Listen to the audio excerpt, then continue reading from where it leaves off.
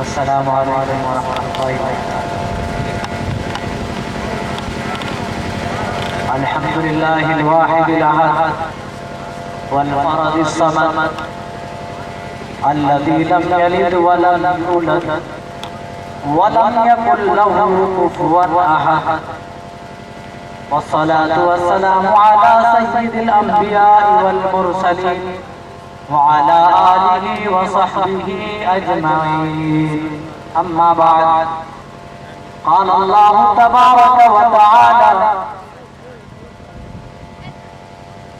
إنه من يشرك بالله فقد حرم الله عليه الجنة ومأواه النار وما للظالمين من أنصار۔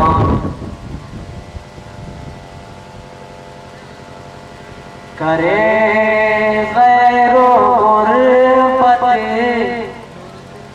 کرے غیر غربت کی پوجا تو کافر، کرے غیر غربت کی پوجا تو کافر، جو ٹھہرائے بیٹا خدا کا تو کافر، نبی کو جاگے خدا دکھائے،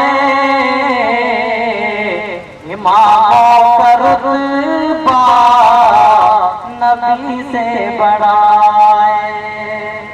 جناب سید معزز علماء کرام، ملی بھائیوں، پردہ نشین ہماری مائیں اور بہنیں، اللہ رب العالمین کا شکر احسان ہے کہ اللہ تعالیٰ نے ہم کو پیدا فرمایا، پیدا فرمانے کے بعد زندگی گزارنے کے اسلوب اور طریقے بتائے، بعد ان کے تو درود و سلام نازل ہوں اللہ کے تمام انبیاء و رسول پر، خصوصاً بالخصوص احمد مجتبی محمد مصطفیٰ صلی اللہ علیہ وسلم پر، جس کے ذریعے سے اللہ تعالیٰ نے ہم سب کو ہدایت بخشی ہے۔ اللہم صلی وسلم وبارک علیہ۔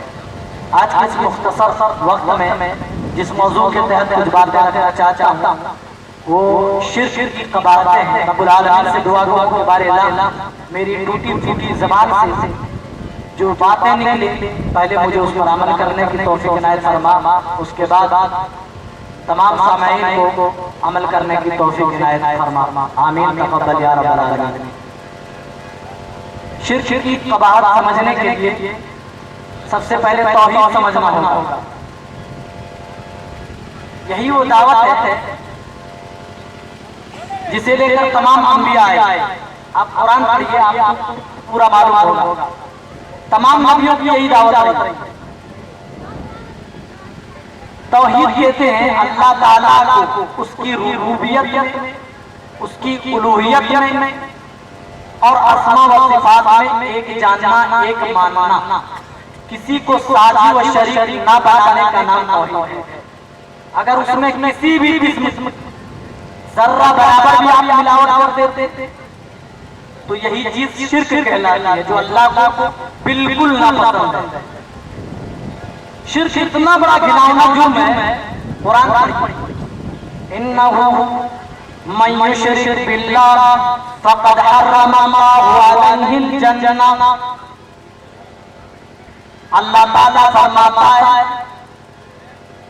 جو شرک کرتا ہے اور اسی شرک کی حالت میں دنیا سے چلا جاتا ہے، فقد حرم اللہ علیہ الجنہ، تو اللہ تعالیٰ نے ان کے شرک کے پاداش میں ان کے لیے جنت حرام کر دی ہے۔ دیکھ رہے ہیں، وَمَأْوَاهُ النَّارُ، اور ایسے لوگوں کا ٹھکانہ اللہ تعالیٰ نے جہنم میں بنا دیا ہے۔ پتہ یہ چلا مشرک کے لیے جنت حرام اور جہنم ٹھکانہ ہو گیا۔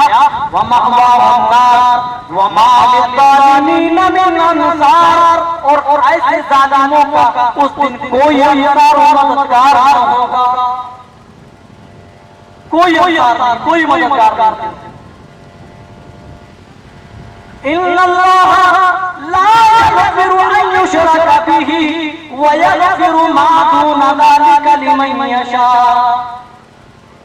اگر آپ شرک کر کے اس دنیا سے چلے جاتے، آپ یہاں توبہ نہیں کرتے، توحید پر مکمل طور پر عمل پیرا نہیں ہو تو یاد رکھے کل قیامت کا دن ہوگا. اللہ تعالیٰ فرماتا ہے وہاں اللہ تعالیٰ تمہارے گناہ کو معاف نہیں کرے گا.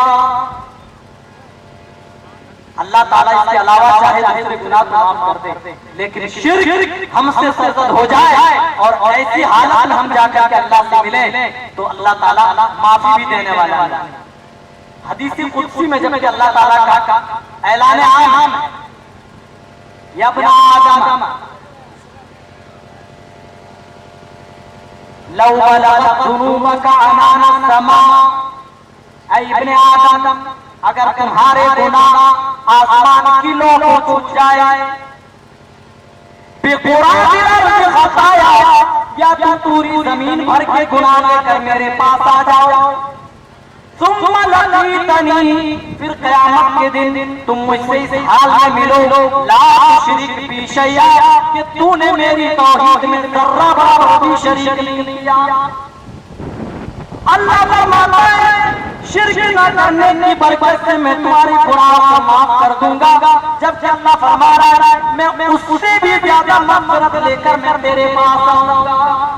اس سے اندازہ لگایا جا سکتا ہے کہ ہماری زندگی میں توحید کتنی اہم ہے، توحید کی کتنی ضرورت ہے اور شرک سے کس قدر بچنے کی ضرورت ہے. اگر کوئی آدمی ذرہ برابر بھی شرک کر لیتا ہے اللہ کی ربوبیت میں، اس کی الوہیت میں، اس کی اسماء و صفات میں، کسی بھی چیز میں ذرہ برابر بھی ملاوٹ آ جائے، اللہ فرماتا ہے پھر تم مجھ سے معافی مانگتے بھی رہو گے تو میں تمہیں معاف نہیں کرنے والا. اس دن کوئی ایسا ہوگا جو معاف کرنے کے لیے آئے گا لیکن اس دن کسی کو معافی نہیں ملے گی. ہاں اگر تم اس کے علاوہ شرک کے علاوہ تم زمین بھر کے گناہ نہ کر کے آ جاؤ، عنان السماء، تمہارے اتنے گناہ ہو جائے جتنے گناہ سے آسمان اور زمین کی وسعت پوری ہو جائے، پھر اس حال میں ملو کہ تم نے میری توحید میں شرکت نہیں کی تو اللہ فرماتا ہے اتیتھا بقرابها مغفرۃ،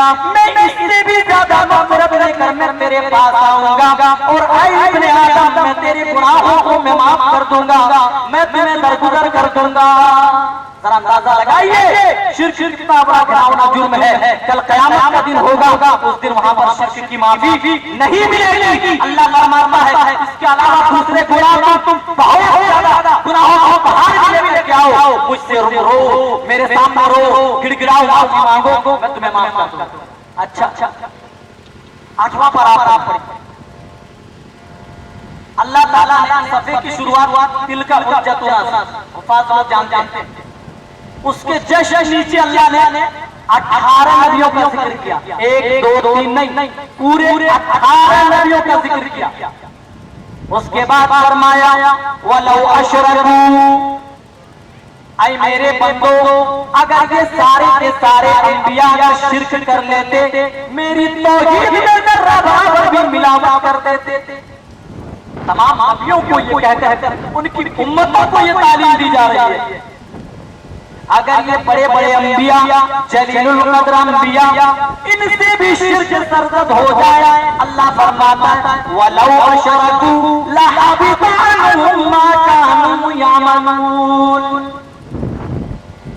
شرک کرنے کے پاداش میں ان کے عمل برباد ہو جائیں گے، ان کے عمل بھی غارت ہو جائیں گے.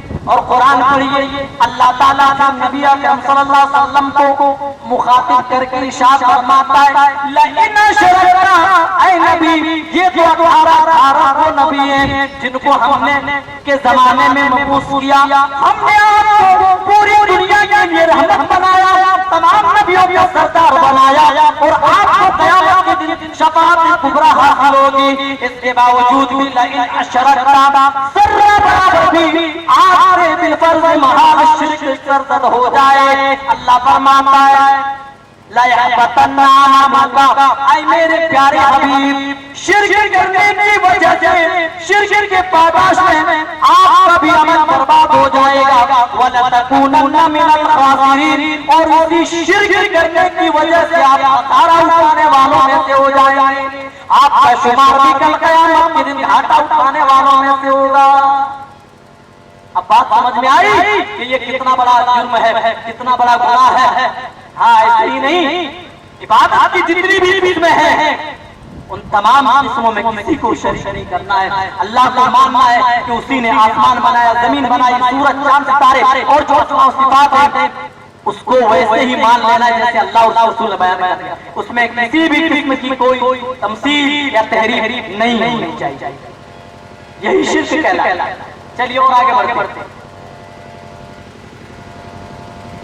حضرت معاذ بن جبل رضی اللہ تعالیٰ عنہ وہ آپ وصیت کر رہے ہیں اور کہہ رہے ہیں وَإِن قُتِلْتَ أَوْ حُرِّقْتَ لَا تُشْرِكْ بِاللَّهِ شَيْئًا، اے معاذ بن جبل اگر تجھے مار کر تیری بوٹی کر دی جائے، او حرقت یا تجھے جلا کر راکھ کر دیا جائے، لا تشرک باللہ شیئا، تو اپنے جسم کی بوٹی کرا لینا، اپنے جسم کو جلا کر آگ کرا لینا، لیکن لا تشرک باللہ شیئا، اللہ کی توحید میں پھر بھی شرک نہ کرنا۔ یعنی شرک اتنا بڑا گناہ ہے، اتنا بڑا جرم ہے، اس کے لیے، اس سے بچنے کے لیے اپنے پورے جسم کو بوٹی کیا جا سکتا ہے، ٹکڑے ٹکڑوں میں منتقل کروایا جا سکتا ہے، جلا کر خاک کروایا جا سکتا ہے، لیکن اللہ کی توحید میں پھر بھی ملاوٹ گوارا نہیں۔ کسی کو بھی آپ شریک کریں، نبی کو، ولی کو، شجر کو، حجر کو، نور کو، قبر کو، کسی کو بھی آپ شریک کر لیتے ہیں، اللہ کو یہ چیز گوارا نہیں۔ اتنا یاد ہے۔ اسی لیے جہاں اللہ نے شرک کے اپنے بندوں کو منع فرمایا، وہیں پر اللہ تعالیٰ نے شرک کے چور دروازوں کو بند کیا، خود بند کیا اعلانیہ طور پر، اور اپنے نبی کو بھی کہا کہ اے نبی صلی اللہ علیہ وسلم آپ اپنی زبان سے ان باتوں کا اپنی امت کو حکم دے دیں تاکہ آپ شرک جیسی برائی نہ ہو جائے۔ اسی لیے آپ کی زندگی اٹھا کر کے دیکھیں، نبی اکرم صلی اللہ علیہ وسلم انتقال کا وقت ہے، آپ اس دنیا سے جانے والے، اما عائشہ بیان فرماتی ہیں آپ کا آخری ٹائم چل رہا ہے، سانسیں لمبی لمبی آپ لے رہے ہیں، آپ کبھی چادر اوڑھ رہے ہیں، کبھی چادر ہٹا رہے ہیں اور کہہ رہے ہیں لعنت اللہ یا اليهود والنصارى اتخذوا قبور انبیاء